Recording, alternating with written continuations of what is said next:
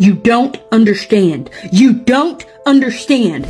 Can we actually talk about how diabolical, and I do not use that word lightly, the salaries are in the UK at the moment? Can we really just be honest with ourselves here? Like, the salaries in London or in the UK are generally really, really low. £11.44 an hour in 2025. You think that's enough to survive? It's a damn insult.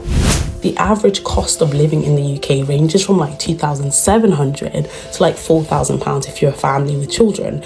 So as you can see, the salary does not even cover the living costs on average.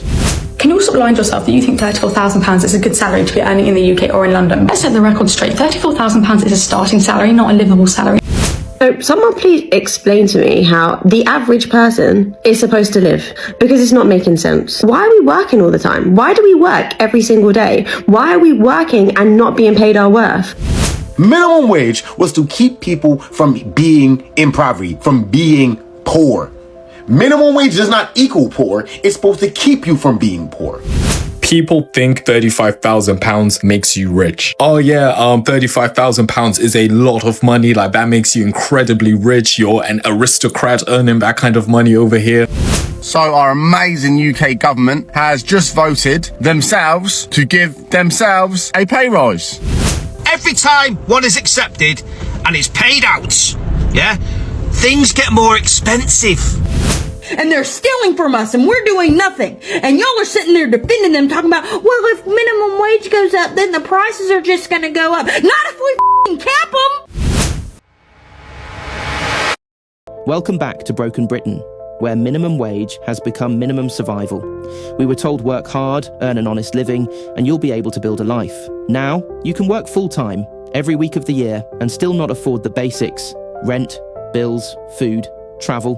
Forget holidays, forget savings. You're lucky if you make it to payday without going into your overdraft. The cost of everything is exploding, but wages are crawling behind. So far behind, they might as well be walking backwards. Politicians love to brag about raising the minimum wage, but what's the point of an extra £1 an hour when your rent just went up £200 a month, your groceries cost double, and your electricity bill looks like a phone number? And while workers are fighting just to survive, the billionaires, CEOs, and landlords keep getting richer. This isn't an economy anymore. It's a scam that runs on our exhaustion. Today on Brit Rants, we're looking at the TikTok meltdown over minimum wage in the UK, because when full-time work can't cover a full-time life, the system is broken beyond repair. You don't understand. You don't understand. The people telling you that having a livable minimum wage is socialism and communism, and we are capitalists, and that's the best, and we gotta let corporations do whatever the hell they want, because eventually they'll pay us enough to live, are the same fucking people who prospered by having a livable minimum fucking wage. They're the same fucking people. And they're stealing from us, and we're doing nothing. And y'all are sitting there defending them, talking about, well, if minimum wage goes up, then the prices are just gonna go up. Not if we fucking cap them. Not if we tell them they can't fucking price gouge us, so that way they can make more fucking money that they don't fucking need. They're already rich. They don't need more. They're not even spending their own fucking money now. They're not. They're getting loans for shit, and then when they fail, they get those loans fucking forgiven by our government, so they're using our fucking tax dollars. They're not using their own goddamn money. Put caps on them. Make them stop. Put a cap on how much you can earn in one fucking year. It's insane. Y'all keep defending this bullshit while people are out there dying. They're arresting homeless people, even though it costs $1,200 a month to live in a tiny ass fucking apartment in rural Oklahoma.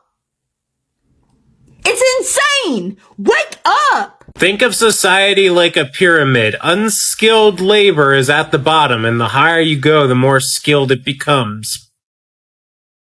Do you know how pyramids work? When you take off the bottom of the pyramid, the entire pyramid falls apart? Do you know that if you don't pay the bottom of the pyramid a livable wage, they will do one of two things. They will die, or they will leave. Both of those things destroy the bottom of the pyramid, and the pyramid falls apart. Your simile is bad, and you should feel bad. Can we really just be honest with ourselves here? Like, the salaries in London or in the UK are generally really, really low. Like, collectively, most people do not earn enough money. Even when you see people who are on 60k, 70k, 100k, and they're complaining about the cost of living crisis, it's all relative. And you, if you're earning like 30k, 40k, should equally be complaining, because it's too low. It's way too low. Like, it's crazy that we are able to like live with these kind of salaries. Like, we should all be demanding more money, 100%. Like, it just really stresses me out when I see videos of people who post salaries and they're making decent money and they're still saying like, oh, you know, they could be earning more, or they complain about the cost of things like childcare. And people on less salaries are like, oh, well, I'm managing on 30k. Bro, you shouldn't be managing on 30k. You should be asking for more money. Let's all collectively earn more money. How about that? Can you also blind yourself that you think £34,000 is a good salary to be earning in the UK or in London? Let's set the record straight. £34,000 is a starting salary, not a livable salary. And by that, I mean something that you should not be on for more than a year or so. I know this is controversial and I know that this is going to get hate, but quite frankly, people in this country have a severe problem where they think of a livable salary and you do not want to be living on your salary. Let's break it down. £34,000 after tax, national insurance, student loans and any other deductions you have, it's about £2,200 a month. If you're working in London, rent is minimum £1,000 a month, plus council tax and other bills. You're talking maybe £1,300, £1,400 a month, okay? That is more than half of your salary. That's not even food, transport, commuting costs. If you're a family and you have children, you're probably going to be spending closer to £4,000 a month, and you're earning £2,200 and you think that's a good salary? Y'all sound so stupid. Y'all sound mad stupid. And before you even comment, go look up what the purpose of minimum wage was. Matter of fact, I'll tell you. Minimum wage was to keep people from being in poverty, from being poor. Minimum wage does not equal poor. It's supposed to keep you from being poor. Do you understand that? If we wanted to match the minimum wage accounting for productivity and inflation, all that from the 1960s, 1970s, we would have to pay $20 to $30 an hour. Bare minimum. To match how it was when you compare prices, productivity, and inflation from the 1960s to today. You have to think about that. You have to. And a livable wage is where you could put a roof on top of your head, food on the table, clothes on your back, healthcare. I don't know why we pay for healthcare. That is the most stupidest shit I've ever heard of, right? And other things that you just need to do the bare minimum. But I'm be honest, those four are probably the bare minimum. And probably transportation, whether you take a bus, whether you drive and get car insurance, all that. Like, you have to think. You have to think about the needs of the people and how much they actually need to bring in to match and actually be out of poverty. That is the whole point of minimum wage. And to address the comment I seen earlier, an apartment is not a luxury. I would more say a house is. An apartment is not a luxury. As long as you have the ability to put a roof on top of your head, that is not a luxury. If you are not able to, then you are in poverty. That's the difference. In a luxury mansion, maybe like a 5-bedroom, 4-bathroom, that sounds like a luxury.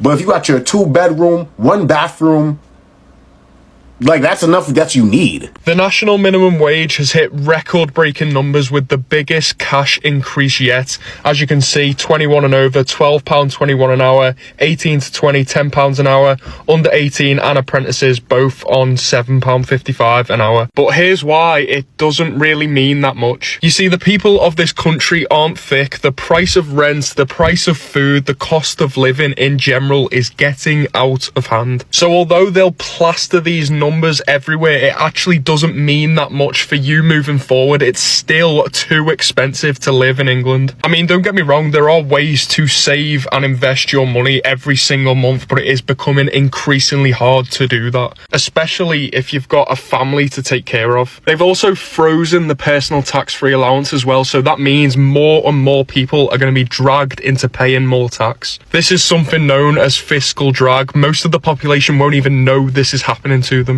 But it's a sneaky way that the government can make us pay more tax. Look, I try and stay as positive as I can. If this didn't happen, we'd all be screwed, but this is probably one of the most important times ever to learn personal finance and everything that goes along with it. So if you do want to learn more about personal finance, follow my page for more content exactly like this. The average salary in the UK is £37,000 a year. it's impossible to raise a family, pay rent or mortgage, and pay your bills, as well as having a decent quality of life on that salary. No wonder everyone here is depressed. Average salary is even misleading because not everyone's earning that. Most people are going to be closer to the bottom of the statistics as well. In the UK, you want to have a family, 6 to 12 months emergency savings, go on holiday at least once a year and invest for your children's future. You can't do that on the average salary. Wanting to earn above average does not make you greedy in the UK. It's a necessity. But most of the time, we don't have that kind of ambition. And when we see people have ambition, we look at it like it's greed. We don't like it. I don't know why. Most people should want to earn more. But instead of hearing someone saying, oh, I want to earn more and helping them, normally we like to say, oh, well, other people aren't earning as much as you. That's not productive. That doesn't help anybody get further. You need at least like 40, 50, 60. You need way more than the average to achieve all of those things. Someone explain to me how this works. The average salary in London is £39,000 a year, and that's before tax. After tax, it drops down to £33,000 a year. The average rent in London is £26,000 a year, and the average mortgage is £33,000 a year. So someone please explain to me how the average person is supposed to live, because it's not making sense. Who even came up with this whole 9 to 5 thing in the first place and this working 40 hours a week?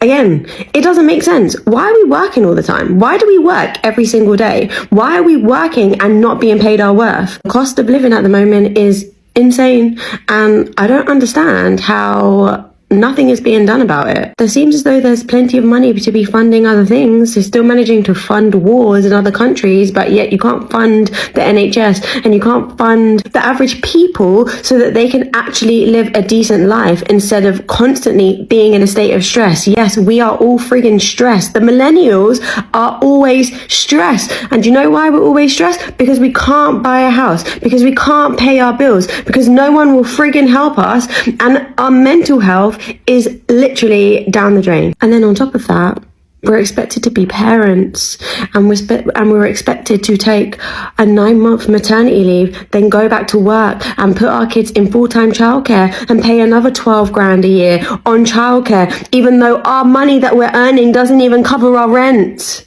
What the fuck? The thing is, there's other ways that you can make money as well, but it's just not the norm. It's not the mainstream. That's not what we're taught in schools. And I don't understand why in schools we're not taught of other ways that we can make money. Easy buying and selling things. Like, that's probably one of the simplest ways to make money, is to buy and sell. I've done it myself so many times. I'm even doing it now, but no one talks about that. No one tells you how to do that. No one teaches you skills that are actually going to help you in life. No, instead, we're taught how to be employed into a job that's never going to pay us enough money, never going to pay us our worth, never going to allow us to actually enjoy our lives and have time to do anything else. No, we're just going to be stuck. Sorry, it ran over. It just pisses me off. Someone asked, what is the reason behind England's low wages? And somebody replied this: because anytime a union in the UK comes out saying that they want a particular pay rise, the whole country says that they're greedy. We have a race to the bottom mentality towards people over here. People think £35,000 makes you rich. The thing is, I have seen this exact point that they're talking about. I've seen it where people have asked for a pay rise during the cost of living crisis, and everybody's reaction is to say, oh, you're being greedy. Some people are earning less than you. Or I've seen it on this app where people are saying, oh yeah, £35,000 is a lot of money. Like, that makes you incredibly rich. You're an aristocrat earning that kind of money over here. I honestly think the way that the UK treats salaries and things like that, it's a legacy of our class system. The UK used to have such a very rigid class structural system, and in that kind of like culture, trying to move between classes, it's not seen as like a good thing, if that makes sense. You have your place, you should be in your place. So conversations that refer to, somebody wanting to get better for themselves, they have a very bad reaction sometimes, a very, very bad reaction. £11.44 an hour in 2025. You think that's enough to survive? It's a damn insult. Should the UK minimum wage be raised to beat poverty and the cost of living crisis? The government loves to pat itself on the back for raising the minimum wage. But here's the truth, it's nowhere near enough. People are working full time and still using food banks. Bills through the roof, rent out of control, and you're supposed to live on £11 an hour. You can't even get a packet of fags for that. Let's talk numbers. The Real Living Wage Foundation says people need £12 to £14 an hour just to cover the basics, but the government says nah, £11.44 will do. Meanwhile, MPs just got another pay rise. CEOs are earning 200 times more than their staff, but it's the cleaners, carers, retail workers, delivery drivers, the people holding this country together who are left scrapping coins. This isn't an accident, it's a political choice. They can find billions for dodgy deals, tax breaks for oil companies, and fancy dinners in Parliament, but they won't lift working people out of poverty. That's what this is, poverty created and maintained by a system that rewards the rich and punishes the rest of us. Raising the minimum wage to a real living wage isn't radical, it's common sense. People deserve to live, not just to survive. If you work full time in this country, you shouldn't be broke. End of story. So here's a question, should the minimum wage go up to match the cost of living? Or are we just expected to shut up and keep struggling while the rich cash in? Full-time workers are still broke. Should the UK raise the minimum wage to end poverty? Leave your comment below. Here's a good one. So people who work for these big firms are always kicking off with the unions, going into union meetings. We want a bigger pay rise. Every single year they want the biggest pay rise they can possibly get. 2%'s not enough, 3%'s not enough, they want 6-7%. But they don't realise that every time these pay rises are accepted for all these big firms in the UK, I'm talking about the UK now, I don't care about anywhere else, every time one is accepted and it's paid out, yeah, things get more expensive. And not everybody gets a pay rise every year, or not everybody gets a pay rise of 5 or 6%. So go back to the Aldi shop and the Lidl shop of the rant yesterday about food prices going through the fucking roof. I hope you're all happy with your little 5 or 6% pay rises, because it's fucked everyone else over. Just do a hard day's graft for a decent amount of money, and that's it. This comment says UK pay as a whole is pretty bad at the moment. Inflation is going quicker than wage rises. Some people, apparently yourself, are lucky to still get a good wage, but there's so many more struggling. You know, I think if you have a job and you've been in your career for a couple of years now, you don't actually realize how bad the UK job market is. It's only when I come on TikTok, make these style of videos, and I see comments from people who are actively searching for jobs right now. It's not uncommon for me to see 50 comments from people who are talking about their experiences with the UK job market right now, and the fact that it's in absolute pieces. And it's not only that, but it's these senior positions that are paying like 30, even £35,000 a year. These are senior positions that they want you to jump through all these hoops to get and have qualifications and master's degrees and bachelor's degrees and all these types of things. But you're only going to pay someone £35,000. I mean, based on that wage in London, you wouldn't be able to get anywhere. In some places, you wouldn't even be able to qualify for the rental payment on a studio flat or even a HMO.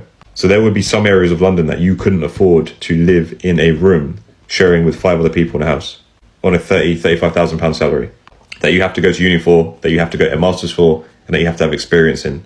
That to me is utterly crazy. Like, it shouldn't ever get that bad. But the fact that they're comfortable putting these salaries this low means that there's people that are going to be applying for these positions. Put yourself in an employer's shoes. You're all out for profit. You want to make as much money as possible, and you basically exist to satisfy your shareholders. Why would you want to pay any more? And I don't blame them, because there's no incentives, there's no one saying no, the government's stepping in with universal credit and topping up poor wages. It's just a whole mess right now with the UK job market. £26,250 was a job ad I just saw for a graphic designer on 42 hours a week. What? 42 hours a week for £26,000? I mean, that is not my job role, and I'm not in that industry, so I don't know why I care. But it was on LinkedIn, and it was like this amazing opportunity, like it's a really fun role, all these perks. How about the perks is you pay them properly? £26,000 for a qualified, they wanted a degree, a qualified graphic designer. What's going on with the job market? It was in Kent, I think, as well. So it's not like it's in an area of the country where maybe like wages aren't as high. oh, I kind of want to find it again, see if anyone's commented to be like, is your salary okay? So guys, on my side of TikTok, there's a girl going viral at the moment because she said £34,000 wasn't a good salary. And guys, you should see the comments, the amount of people that are coming for her and telling her that 34,000 is a good salary and they wish they were on 34,000. Honestly, the attitude that some British people have towards money and salary is astounding to me. Like, £34,000 after tax is about £2,200. The average cost of living in the UK ranges from like £2,700 to like £4,000 if you're a family with children. So as you can see, the salary does not even cover the living costs on average. And people in the comments are like, oh, it's because you live in London, you know, outside of London, £34,000 is a livable salary.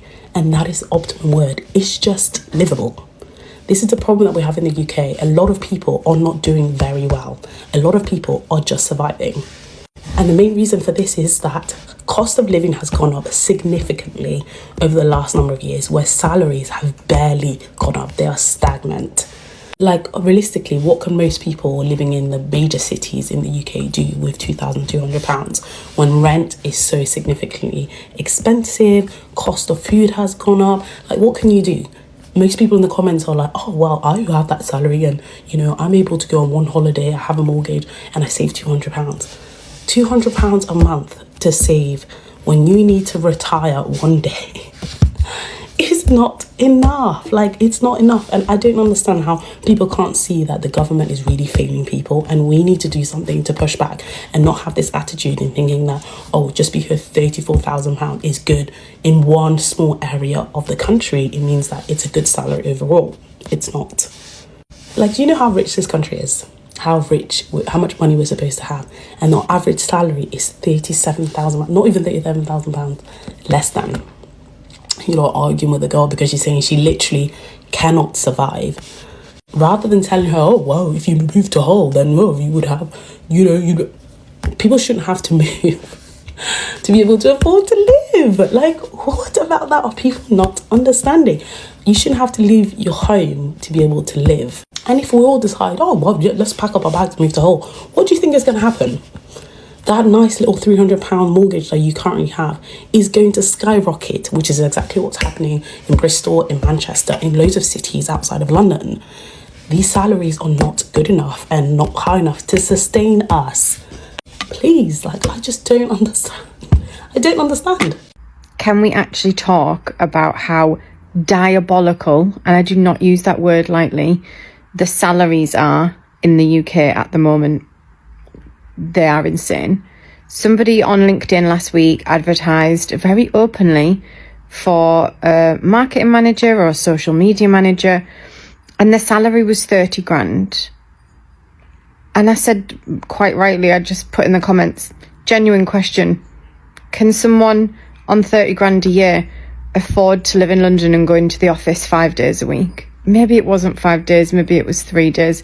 I'm not 100% sure, but I know that the answer is no. If you're taking home 2 grand a month, there is not a cat in hell's chance that you can afford to commute on a train into an office in London 3, 4, 5 days a week. You just can't. It's mental. I know someone who did a full day's work with Yodel. Yodel, all the delivery companies, you're classed as self-employed. So if you're classed as self-employed, the UK legal minimum wage doesn't apply if you're registered self-employed. So these companies are getting around this, getting around paying people minimum wage and literally paying people £40 for a 12-hour shift. £40, like, what the fuck are you supposed to do with £40 in the year 2025? Like, you sneeze, walk out of the door and sneeze, £40 is gone. Like, it's literally insane. Honestly, to me personally, I don't see the fun or the importance or the big deal about increasing the minimum wage every year. I don't see it as a big deal anymore, because what's the point of increasing minimum wage by a few pennies, highest £1, only to take them back from taxes, from high taxes that we need to pay, from high bills? Okay, now listen, From April next month, a lot of things are going to be increased again. A lot of taxes are going to be added up. A lot of expenses are going to be made from the little savings we have, if at all you have savings. I mean, from the little, whatever it is you're doing to survive, you will not have to dig in there and pay for these extra services that have now been increased by almost 2 times of whatever your minimum wage was increased to. So what's the point of the so-called minimum wage being increased when the price of goods out there are like skyrocketing every day, when the price of council tax, the prices of house rent, food stuff, in short, high cost of living generally is going up by the day in a very, very huge way. And minimum wage being increased by a few pence, and we are supposed to like be excited. I personally think that should no longer be called minimum wage. It should be called survival wage, because what exactly are we living on? What are we doing?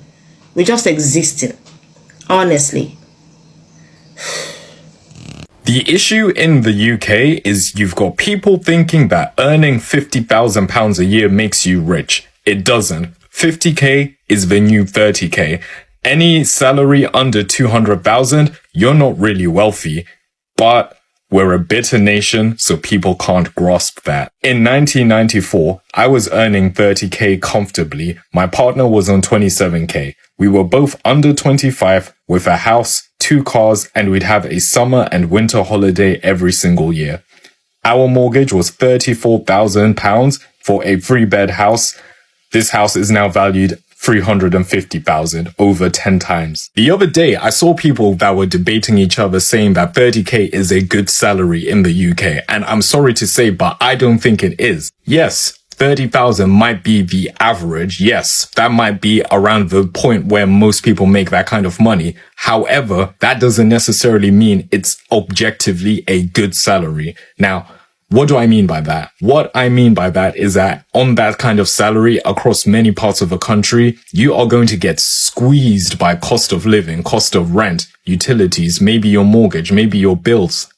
But whenever people say that in the UK, all people hear is that a person is too greedy, that a person is ungrateful, this, that. So our amazing UK government has just voted themselves to give themselves a pay rise. Now imagine a world where you're at work and you think, do you know what? I think we deserve a pay rise, people. Why don't we give ourselves a pay rise and no one can say nothing about it? What a fantastic world that would be, because they've just decided to vote to give themselves a pay rise of around £7,000 extra per year, which will put them on just shy of £93,000 per year. 93 grand a year, and they pay for nothing. We pay for their food, we pay for their travel, we pay for their second homes. It is ridiculous, man. What do they possibly deserve a pay rise for with the state that they have put this country currently in? Now, for you and I to get a pay rise at work, you usually have to be doing a good job. You have to excel in your job, in your profession, in your career. You have to impress your higher-ups. You have to do something of value to the company for the boss to turn around and think, do you know what? You deserve a pay rise. You deserve some recognition for your hard work. But our politicians send this country into the ground. They don't give a shit about the people. They only care about themselves and money. They don't care about the people that are struggling, the little people at the bottom of the food chain. You're nothing to them. They do nothing to help you. What they elected to do, they have not achieved. And as a thanks to themselves for not achieving it, they've given themselves a pay rise. The corruption of politics and government is insane. But I'll tell you one thing, people. If you're passionate, if you're outspoken, if you've got opinions, if you think you can make positive change and you're a little bit clued up, maybe on politics, law, things like that, anything that could be, you could transfer to the world of politics. An MP is the job to be, because you can vote for your own damn pay rise. You can earn 93 grand a year to fucking fall asleep in the House of Commons and get a little fine for going to sleep. If I went to work and fell asleep, I'd get the fucking sack. Oh, Jesus Christ. Just another day in fucking mad Britain, eh? As always, peace and love from me, guys. Don't forget to like, share and follow for more content. UK wages are not rising anywhere near the rate of inflation. If that doesn't worry you, then I don't know what will. So we all know that the UK job market has been cooked for a while now. Everyone seems to just roll over and just accept that this is the norm. People need to be aware that if they don't take responsibility and action on this, they're going to be doomed in later life. And not just that, but their kids and future generation are going to be doomed as well. This post on Reddit says, what the bleep is going on in the UK with wages? I've been doing a little research on engineer salaries, and on average, the UK is only at 32 to 34k, depending on which company you go for. And this post goes on to talk about how this person would end up spending 70% of their salary just on surviving through cost of living. I think people need to wake up and smell the coffee and know the fact that your employer does not have your best interests at heart. You need to take it on yourself to raise your own income so that you do not fall foul of these poor UK wages. Because it will eventually get to a point where your costs mount up and your salary won't even cover your basic costs. And you will be forced to relocate to another part of the country that is not as expensive. But what happens when you repeat that cycle and there's nowhere else to go? You can only budget so much, and eventually you have to come to terms with the fact that you have to raise your income. So act now and don't wait. Look at ways in which you can increase your income so that you do not fall foul of massive inflation and cost of living. If you want more tips on how you can raise your income doing different things, make sure to follow my account. And a lot of people are making videos about people having savings, and apparently that's fancy. You cannot budget your way out of poverty. And I say this as someone who budgets, like the creator, but if you list every single payment that you make a month and it makes your monthly income, you can't do anything about it. Say you're over 21, you're working in the UK, you're working 48 hours a week, the maximum amount of hours you can work a week, and you're on a national living wage. Your take-home pay for the month is $1,750, rounded a little bit. The area I live in, south of England, small city, relatively inexpensive compared to the surrounding cities. It is cheap compared to surrounding costs. The flat is £850 per month for a one-bed unfurnished flat. That is the cheapest I could find.